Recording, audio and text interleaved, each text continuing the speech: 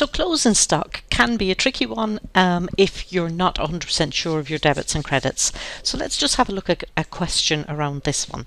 So let's say the question was to say to you, the physical stock take performed at the end of the period was closing stock 78,673.89.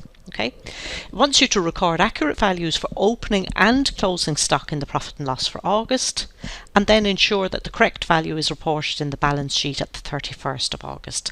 So we're going to do this by means of two journals. So what's the first thing you do? First, you check the existing stock figure. So you in your accounts have a stock figure in the assets section. So somewhere in the 1000 section you have a figure there. So you're going to use a journal to include that figure as opening stock as part of your cost of sales calculation. So opening stock plus purchases plus carriage inwards minus closing stock gives you cost of sales. Okay, so we're going to look for that. We're looking for an opening stock figure which is going to go into the cost of sales in the 5000s. We'll find that. And then we've got, we're going to credit whatever is existing in the stock account. Because remember, the closing stock in 1 month is the opening stock in the next month. Let's have a look at that on Sage. So first thing we wanted to do is we wanted to find our asset which was stock. So here we've got it. So 1001, 1001. And the figure there is 79888.43. Okay, so you're taking note of both of those. Now I want to go to cost of sales. So I'm clicking on 5 here. I know it's somewhere along here. There I've got it. Opening stock is 5200. Okay, 5200. So the journal that I'm going to do, I'm just going to roll back up here to see. The journal that I'm going to do is going to be, just let me go back to show you your, there we are. It's going to be a debit of the opening stock in the 5200 and a credit of the asset that is closing stock in the 1000s, which was 1001. Okay, so debit the opening stock. So I've got my opening stock. I'm going to debit it with the figure of 79888.43. So I'm taking that out of assets and I'm putting it into the cost of sales. 79888.43. Okay, got my balance 0. I'm going to put my reference in closing stock. Okay, and the date is going to be 31st of the 8th, 17. Okay, now I can save that, but I'm not going to save it just yet. I'm just going to minimize it because I'm going to come back and put the rest, the other half of that journal in now in a second. So actually, I take that back. I'm going to save that because I want you to see. So I'm going to save it and close. And I want you to see now that if I go back to my stock figure, do you see stock is completely empty? Because I've taken out the stock that was there previously and I've used it as opening stock. Okay. Now that's the first step. The second step then is, so you go to your question, you check the stock count figure, and again we're going to journal. This time we're going to debit stock, which is the asset, and that was our 1001, and we're going to credit closing stock because we want to reduce the expense, that is purchases, by whatever is left sitting on the stockroom floor.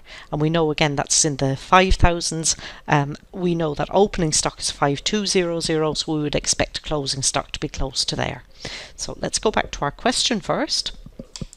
The figure for closing stock was 78673.89. So we're going to go across to Sage now. We're going to do a journal again. We are debiting stock this time. We're putting in the closing stock. Again, I'm going to call it closing stock. Now, I would have done these two journals together. Only for I wanted to go back in and have a look at that where the and have a look at where the stock was empty. So I'm going to debit now 78673.89 and I am going to credit then cost of sales. I'm looking for my closing stock there, which is 5201. 78673.89. Again, that makes it clear. I've no balance here, I've got my date, I've got my reference and so on. Remember what you're trying to do with closing stock. We said that to calculate cost of sales, it is opening stock plus purchases plus carriage inwards minus closing stock. So what we're doing with closing stock is we're trying to reduce an expense. If we increase an expense, it's a debit. If we reduce an expense, it's a credit. And that's what we're doing here in this 5201. We're reducing the cost, that is cost of sales. Okay, so we save that and I'll close that.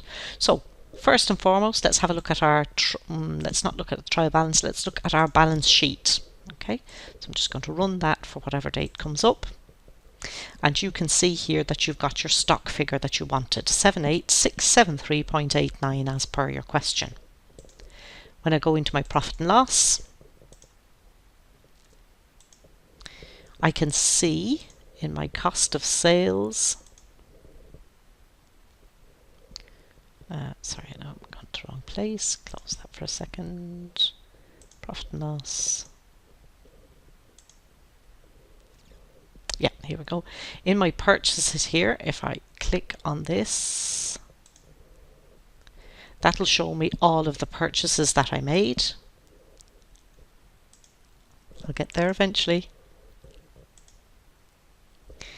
And the stock figure here shows me the opening stock and the closing stock. Okay, now that only shows the difference between the two, but it's very important that you put both figures in. Okay, so in this particular instance, I've got the stock figure that I wanted, I have my opening stock in, and I have my closing stock in, and that was all I was requested to do. If I go back to my question,